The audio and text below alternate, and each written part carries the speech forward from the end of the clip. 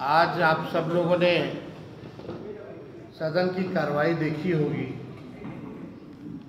और हम लोगों की मांग थी कि एसआईआर पर जो है ऑन है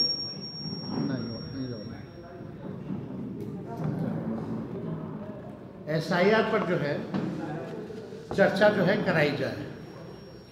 और कल भी हम लोग जो है स्पीकर महोदय से बाहर भी मिले, हम लोग सदन के अंदर मिले और अपना प्रस्ताव को पूरे विपक्ष के लोगों ने रखा और आज हमको उन्हीं की अनुमति से आज सदन में बोलने का मौका मिला। हम लोगों ने अपनी बात को रखा एसआईआर को लेकर के, चाहे टाइमिंग का सवाल हो या डॉक्यूमेंट का सवाल हो या जो बिहार के लोग जो पलायन करके दूसरे राज्य कमाने खाने गए हैं उनकी जहाँ तक बात हो, या जो इलेक्शन कमीशन का कल लगभग 55 लाख लोगों का उन्होंने अनुपस्थित पाया, या सुप्रीम कोर्ट में जो इलेक्शन कमीशन ने हलफनामा जो दिया उसको लेकर के हम चर्चा कर रहे थे, अपनी बात को रख रहे थे। बहुत पीड़ा हुई देख करके कि सत्ता पक्ष में जो लोग हैं, कुछ लोग बड़े बड़े पद पे बैठे हुए मंत्री हैं, डिप्टी सीएम हैं, इतनी हल्की राजनीति करना उनको शोभा नहीं दी। और अध्यक्ष जी ने कहा था कि हर दल के लोगों से वो बुलवाएंगे, यानी जाहिर सी बात है कि सत्ता पक्ष को भी मौका मिलता अपनी बात को रखने का। लेकिन कुछ लोग हल्की राजनीति करने वाले लोग सदन की गरिमा को गिराने का काम करते हैं। अगर आप पूरा देखें तो अध्यक्ष महोदय ने डिप्टी सीएम को भी फटकार लगाई, कई मंत्री को भी फटकार लगाई कि सदन का संचालन का काम उनका है या नीचे बैठे हुए डिप्टी सीएम या मंत्रियों का है। हम तो अनुमति से बोल रहे थे, लेकिन डिप्टी सीएम का कमेंट आता है जो विजय सिन्हा है, जिनको कुछ आता जाता नहीं है, बकवास करने में दिलचस्पी रहती है, हाईलाइट कैसे रहे, कैमरे के सामने बस कैसे बने रहे, खबरों में कैसे रहे, दिन भर उनका काम इसी पर है। और उनका बयान आता है कि यही बोलता रहेगा, खैली कितना बोलेगा, क्यों बोलने दिया जा रहा है।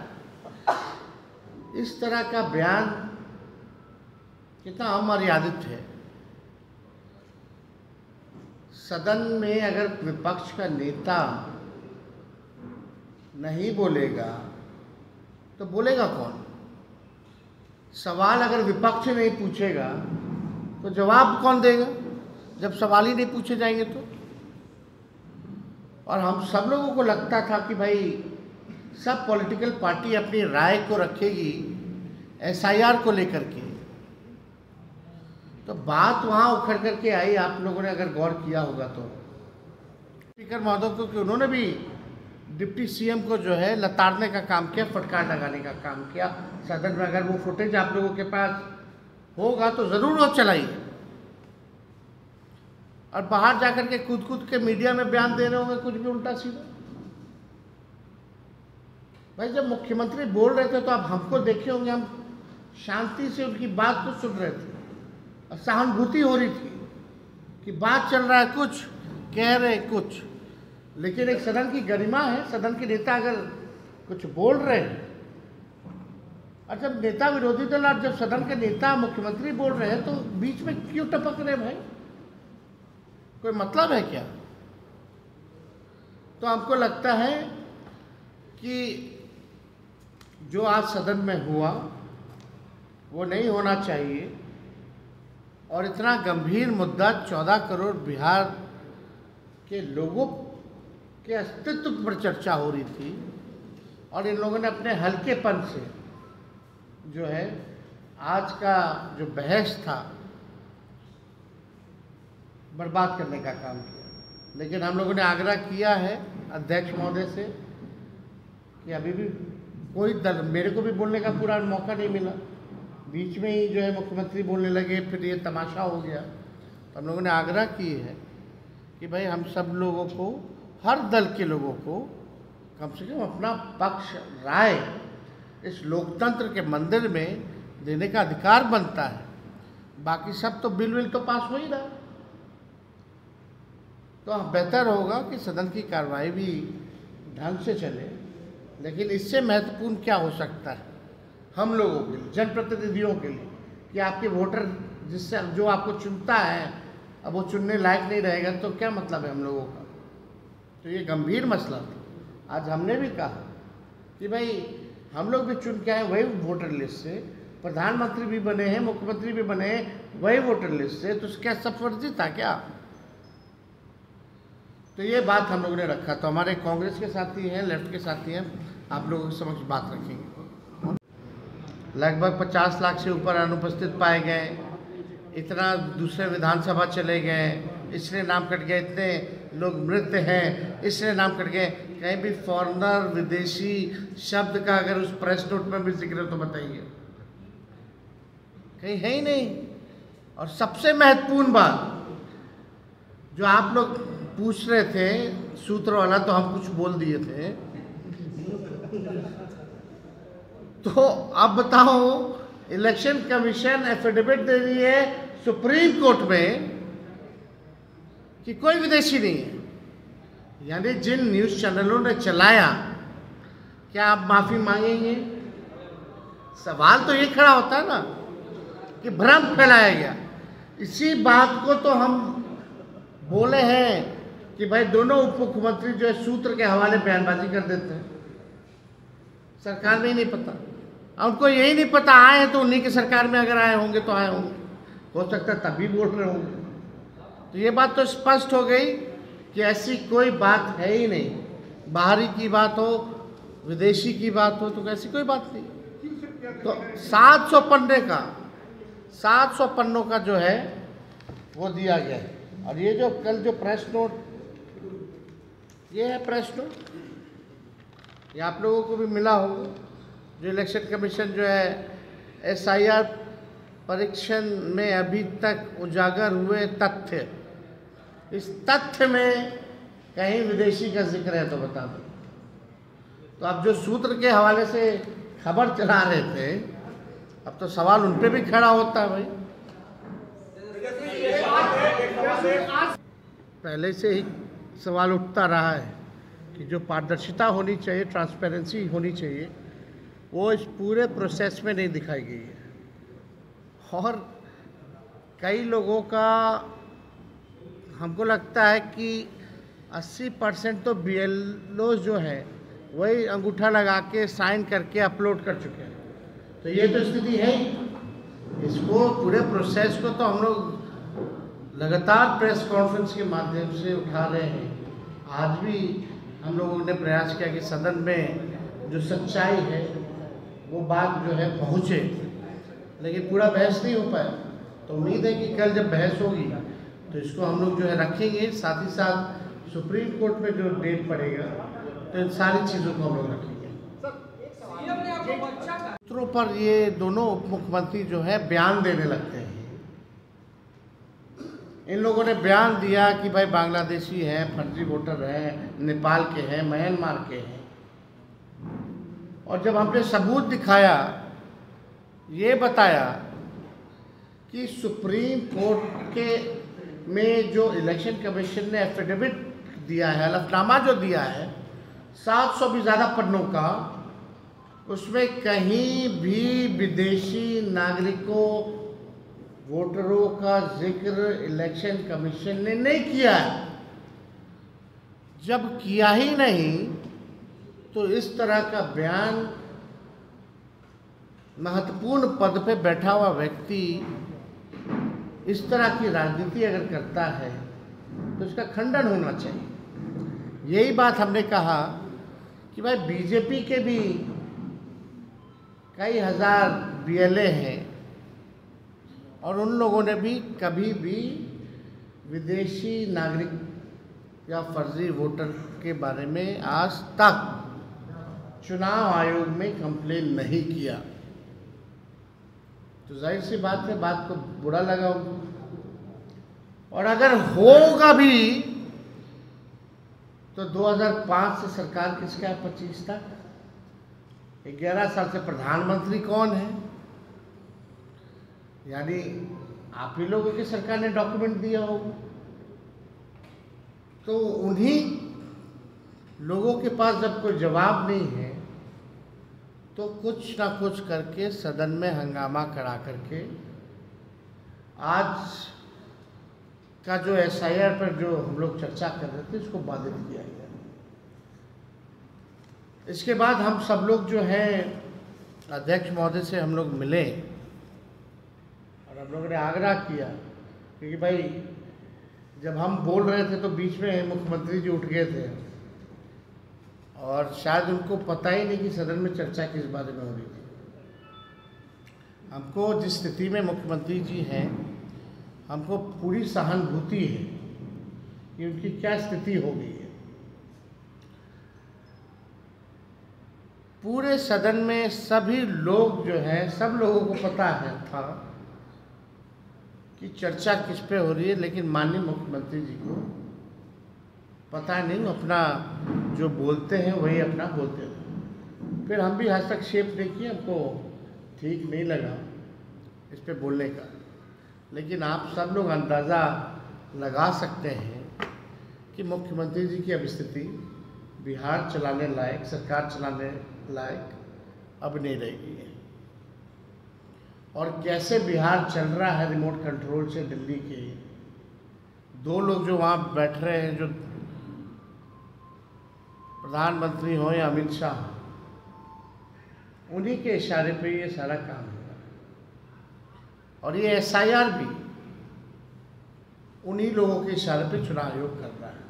चुनाव आयोग के पास कोई जवाब नहीं। हालांकि 28 तारीख को मामला कोर्ट में है, लेकिन आप सोचिए, जो वोटर्स होते थे वो सरकार चुनती थी। आज उल्टा हो रहा है, अब सरकार में बैठे लोग वोटर चुन रहे हैं। वोटर सरकार चुनती थी और सरकार में बैठे लोग आज वोटर को चुन रहे हैं। तो बिहार लोकतंत्र की जननी है और यहीं से प्रयास किया जा रहा है लोकतंत्र को जो है खत्म करने का। धनखड़ जी के इस्तीफे के बाद उपराष्ट्रपति के चुनाव की प्रक्रिया शुरू कर दी गई है। दो एक्सरसाइज एक साथ, क्या कहेंगे? दो एक्सरसाइज एक साथ कर रहा है चुनाव आयोग। देखिए, अब धनखड़ जी का इशू कुछ और है। हमको लगता है कि सच को कोई छुपा नहीं सकता। देर होगी लेकिन सच सामने आ जाएगा कि हकीकत में हुआ क्या, क्यों उन्होंने इस्तीफा दिया। सही रीज़न जो है आने वाले समय में ज़रूर देश के सामने आएगा। आज सदन में जो हुआ उसको लेकर के विजय सिन्हा चौधरी कह रहे हैं कि जब तक माफी नहीं मांगेंगे यही दोनों ना 2 दिन पहले लड़ रहा था कि तुम लूट लिया विभाग को, तुम लूट लिया विभाग को। आज दोनों क्या हो गया भाई?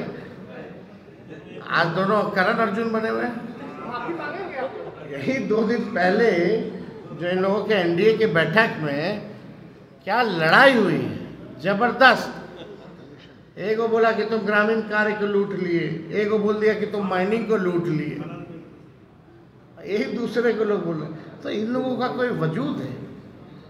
इन लोग बैकडोर वाले लोग, अभी लोग दोबारा सदन में नहीं लौटने वाले हैं। उन्होंने कहा कि 90 के दशक नहीं है। विजय सिन्हा, आप लिख लीजिए, लखीसराय से चुनाव हारने जा रहे हैं, दोबारा चुन के नहीं आने वाले। तेजस्वी जी, एक सवाल है। आर्टिकल 12 एक्ट का संविधान में उल्लेख किया गया है। क्या लग रहा है चुनाव आयोग और भारत सरकार आप ये आरोप लगा रहे हैं कि इसका उल्लंघन कर रही है? जो मामला है वो कोर्ट में हम लोगों ने मजबूती के साथ रखा है। अब 28 तारीख को है, इस प्रोसेस के ऊपर हम लोगों ने सवाल उठाए। मौलिक अधिकार का हनन कर रही है, इसका आरोप आप इनडायरेक्ट रूप से लगा रहे हैं। भाई, आपका अधिकारी छीना जा रहा है ना वोटिंग का, और क्या है?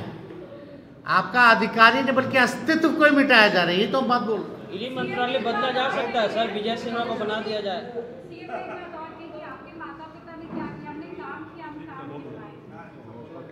हमने इतना काम गिनवाया पिछले बजट सत्र में, मेरा भाषण सुन लेंगे तो पता चल जाएगा। ठीक है, थैंक यू। द्वारा ये प्रेस नोट जारी हुई है।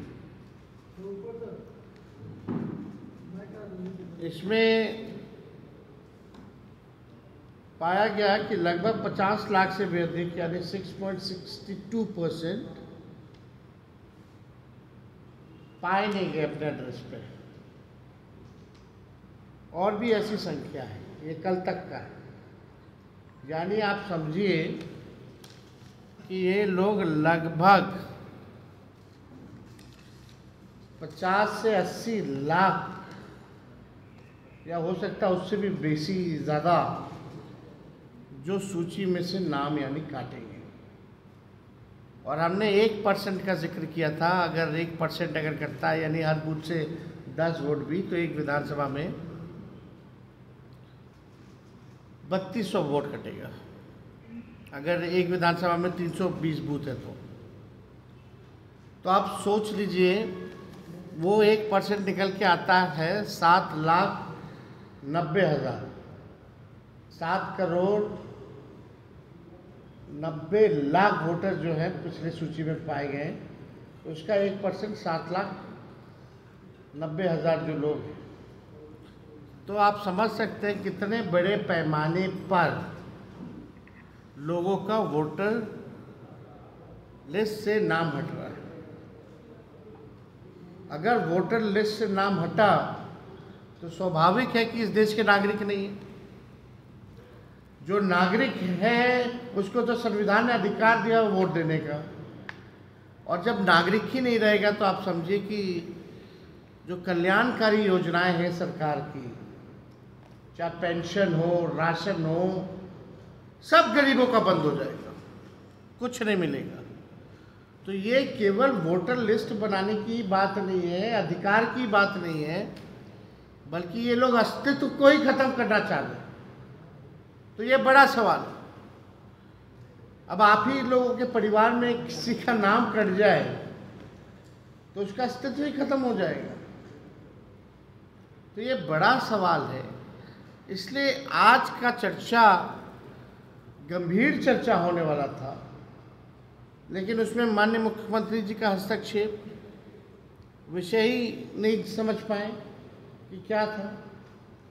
और उनके जो डिप्टी सीएम हैं, खुरपाती डिप्टी सीएम,